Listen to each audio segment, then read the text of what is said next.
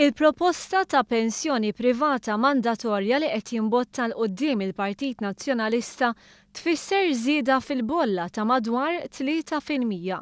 Din hija xi ħaġa li kienet diġà semmit f'rapport tal-Pensions Working Group tal-2010 u fil-fatt kien għamel proposta simili. Maħduma fuq il-paga medja tal-lum, din twassal għal spiża ta' 486 euro fis-sena, jew kważi 9 euro u 50 ċentesmu fil-ġimgħa għal kull ħaddiem. Din is-somma tkun trid titħallas ukoll minn min iħaddem. Analiżi ta' din il-proposta tajt ukoll li jekk minflok joħorġu żieda minn butom dawk li jħaddmu jnaqsu s-somma mill-paga jew ma jingħatawx żidiet biex jagħmlu tajjeb, il-ħaddiem jerfa' iktar peace. Hekk il-ħaddiem medju jista' jispiċċa jitlef ma' 975 euro fis-sena jew 18 euro u 70 ċentesmu fil-ġimgħa.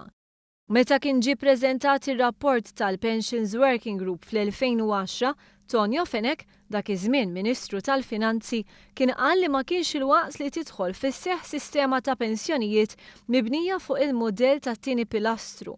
Iżda issa l-Partit Nazzjonalista qed jiffavorixxi din is-sistema u proponiha fil-Parlament. Il-Prim Ministru Joseph Muscat kellem kontra l-proposta tal-Oppożizzjoni u qal li mhuwiex il-waqt li l-ħaddiem u min iħaddem jitabba b'aktar piżijiet.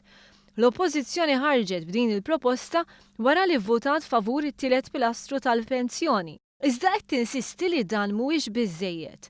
It-tielet pilastru propost mill-Gvern jagħti lok biex min kapaċi jġemma pensjoni privata titnaqqaslu it-taxxa.